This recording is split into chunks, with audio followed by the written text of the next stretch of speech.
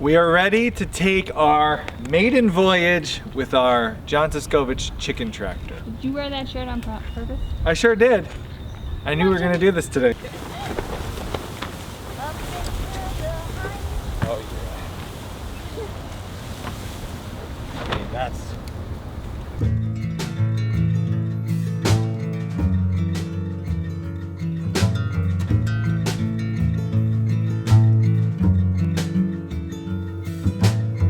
Without a floor on it, it will work really well for rabbits if we can make it work. These rabbits are very tame, so if they do get out, they're pretty easy to catch as long as they don't get killed by something else, and that would be my biggest fear.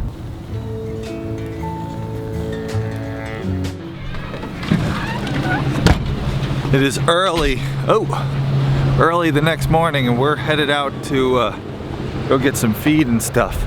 But I wanted to check on the chicken tractor, see how the rabbits did, see if we still have 11 rabbits in there, and if they've all escaped. I can see from here we still have some rabbits. So. Whoa! Look at those! They're like, can we get some more food now? Wow! Wait! You guys went to town. Wow! They like. Totally different. They ate so much and they're all there. I'm like, can you get us more food? More food? Let's check on their water sitch.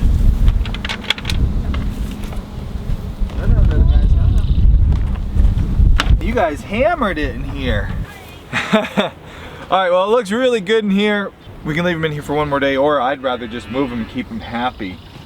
We're not actually trying to have them mow the grass, like finish it. We're just wanting to feed them good quality feed. So they'll eat the best stuff first. Animals always pick the best stuff first, which means time to move them. So we're gonna move them.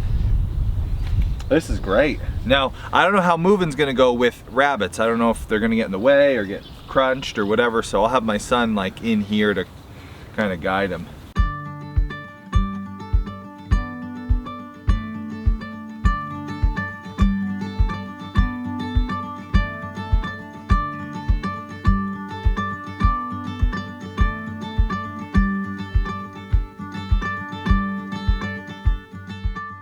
That's great. All the rabbits survived, and they're all still in the tractor. Nobody was burrowing or digging anywhere. As you can see, they did a pretty good job hammering that grass there. We're not gonna push it. We want them to get best quality feed, not eat every single piece. So we moved them forward today. Rabbit tractor.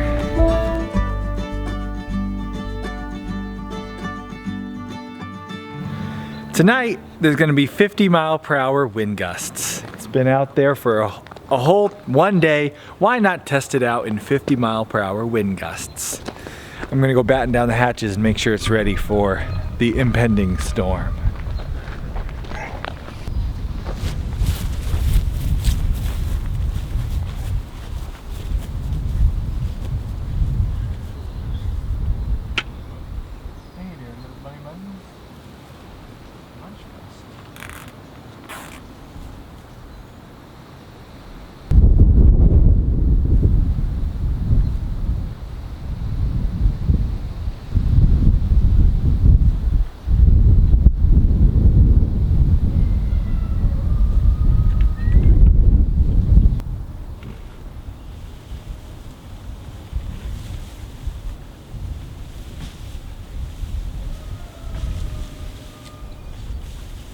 Leave it.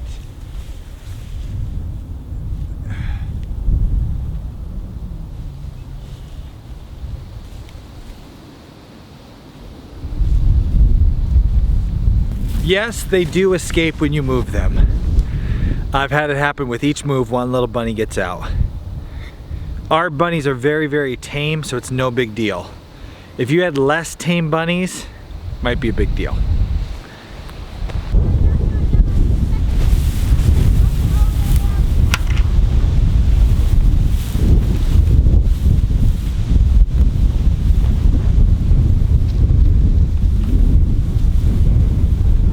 How long has that been open? Oh, I hope none got out. I'll have to review the footage.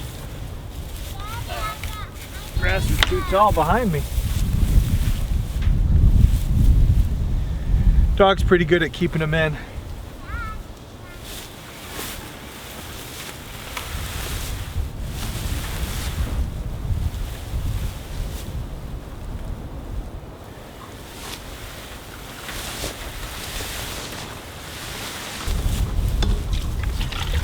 I'm not sure if the rabbits have figured out the nipple drinker yet, so we're gonna give them some water and test out to see if they're thirsty or not.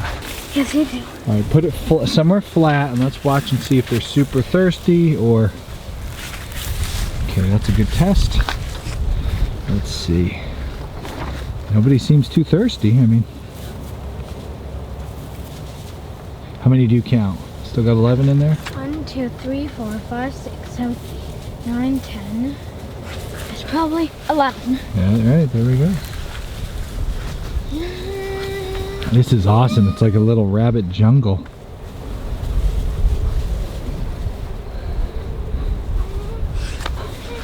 Not having the floor is so nice.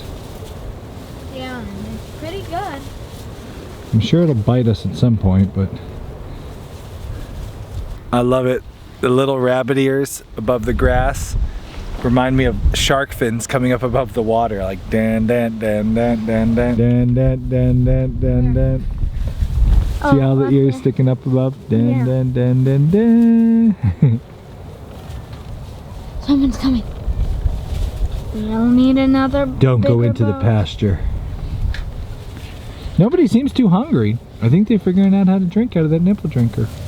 I haven't seen them do it yet. I really want to see them do it, but... Alrighty, let's... Look at all those rabbits just chowing down. They're gonna be so fat, like this big.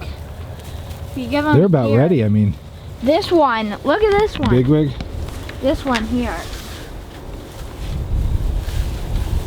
Oh, he's a big boy. It's gonna be a nice duty. Remember, we want that hump, like camel hump on the That's rabbits, right. that ball shape. That's what we learned. Do they have that? Yeah, they should have that like round shape on their back. See, sad. The other five didn't get to live in a jungle. 1, 2, 3. So that is like that. Leave it. Okay. Let's bring it. There you go. Yep. Don't block the door.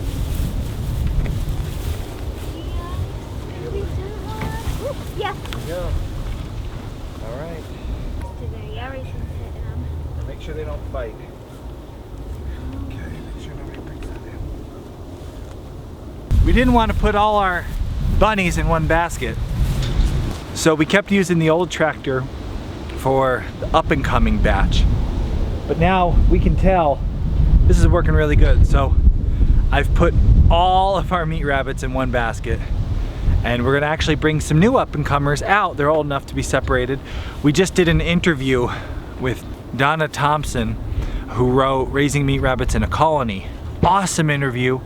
And in that interview, she talked about what age you wanna separate your meat rabbits.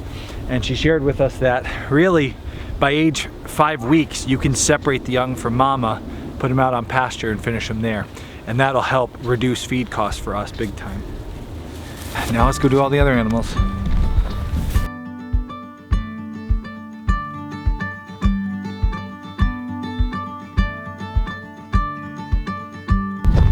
What you got there, bud? Eggies. Eggies? What do we need to do with them? Turn them into titties. Oh, those are Sussex eggs? Uh-huh. All right, let's put them in a special thing. Don't drop them. Those are very important eggs. Yeah. Bye. And I am walking All We're planning on putting our meat birds out in the next available chicken tractor. I've been hard at work building 2 more Siskovich style chicken tractors so that one of them at least will be ready for these next batch of chicks.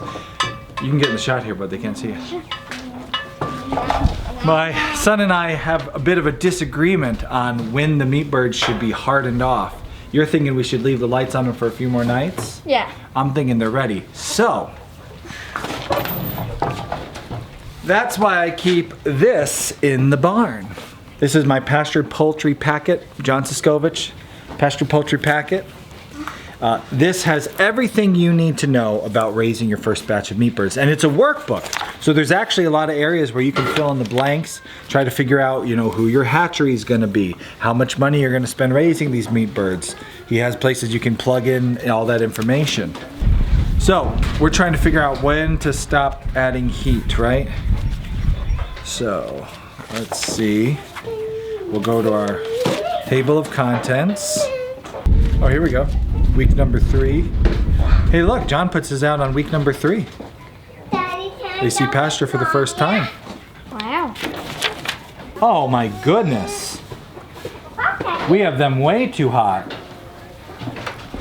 I was right, son. We're on day 20, right, with our chicks, 21. Day 21 here, they can be at 36 degrees Fahrenheit. Whew. We've had them a little too toasty. I like keeping this in the barn where the chicks are, because every question that I've been doing this for almost a decade now, raising meat birds. I still forget all the numbers, all the schedules, all the amounts and times and temperatures. And sure, I could Google it if I have internet signal, and if I can figure out, is this the thing or is this thing? This thing makes life so much easier when you're raising meat birds. Click right there, purchase that. It's awesome. Can't recommend it enough. What? I find if I'm not with you, yes. It's cute. What? Stuff doesn't get done. Like,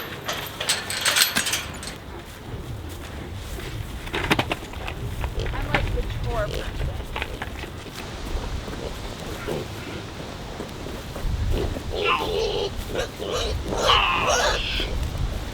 You're ready to pick up.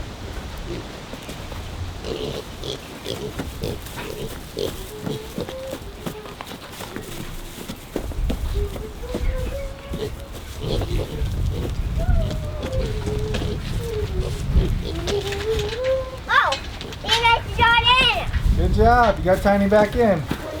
I got little Tony back in. That's Tiny. She's the littlest one. When we bought her, the people we bought her from, like, openly admitted that she was the runt. Have pocket. Like, oh yeah, that's the smallest one of the litter. She's Tiny. And the name just kind of stuck. So, little Tiny. She's so small she can fit out of the crack in the gate right now. So she's just wandering all around the barnyard, helping herself to whatever.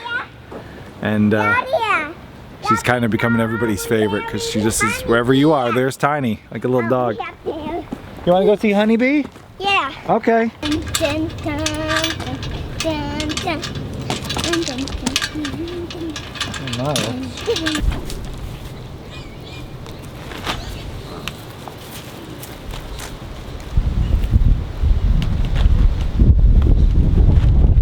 I like honey because I like bee, and I like bee, and I give it honey. Yeah. Do you like honey bee? I do like Honeybee. It's interesting. Honeybee is a much more friendly calf. Grasshopper's always more standoffish. Grasshopper's been handled more, especially with this Luna milking. We've been handling Grasshopper a lot more. But Grasshopper has always been more standoffish to people. Honeybee's always been a little bit more, kind of like Luna and Ladybug. Luna's always been a little bit more like cautious. She's great, but she's just more cautious. Just stands back. Kay separates them each night. She brings all the cows down. They've been out together all day in the pasture. She lets the calves in here with a little bit of food, closes the gate, and Mama's head back off to the pasture for the evening. Nice thing, Luna and Ladybug are on pasture all day, every day, and we're moving them every couple days onto fresh grass, so it's working really good. Honeybee being a wasp.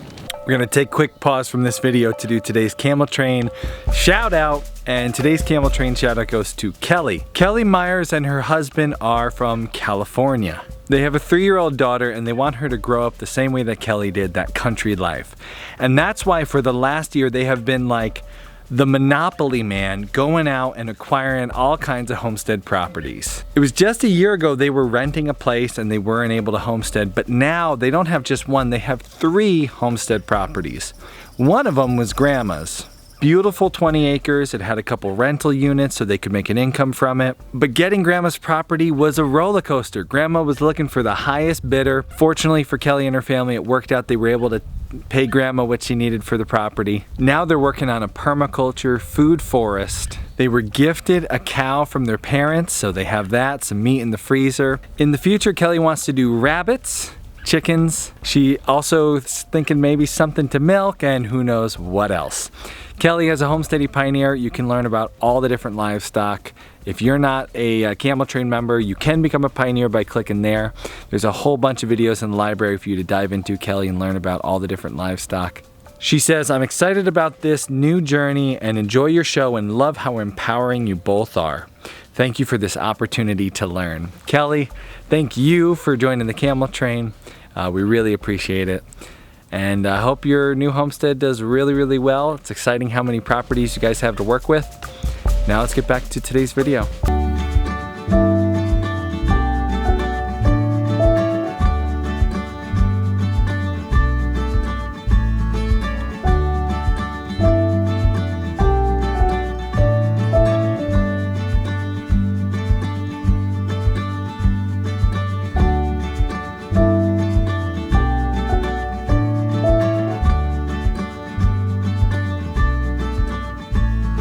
I don't know if you can see under there, we got a Farmer Brad automatic chicken water. It is hooked up to our hydrant and it's on with a float valve. So those chicks all day, hot warm spring day, they can go up to the nipple water, peck at it, get all the water they need. And because it's got a float valve, as the water level goes down, it fills back up. They're not running out of water at all. Awesome little setup. Click right there if you want to check out Farmer Brad. He's got some really nice water buckets, automatic waterers, hoses, and adapters, and all the things you need to get it going. And Brad sent those to us, so thank you, Brad, for the automatic chicken waterer. Oh man, that looks great. That's enough for that one. Oh, that's good. Not too much. Don't overflow. Now fill that other guy up so they don't get hungry. I'll show you which one if I can catch it. Yeah, do we know what that one was? I wonder if it's a light. It's got fluffy feet. Look at that. Are you tired? Tell us about that other trick.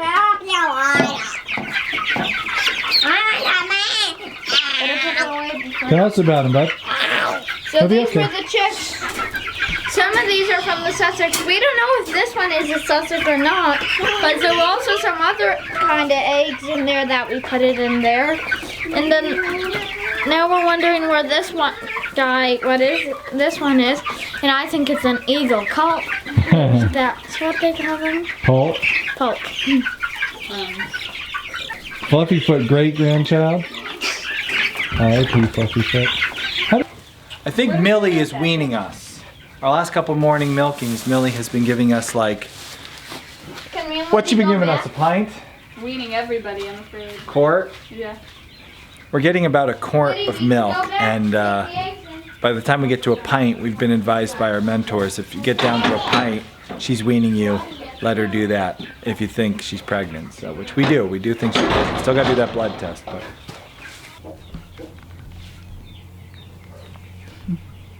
Is that nice, Camel? Is that nice, Camel? Twiddled. You got a twiddle.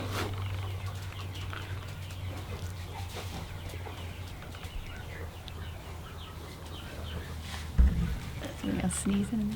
Oh! What was in your ear? No, you don't need it.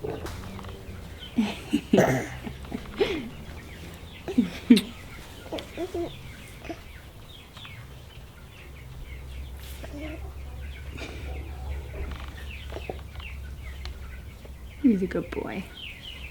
He's a good boy. Camel schnozzles. Yes, camel.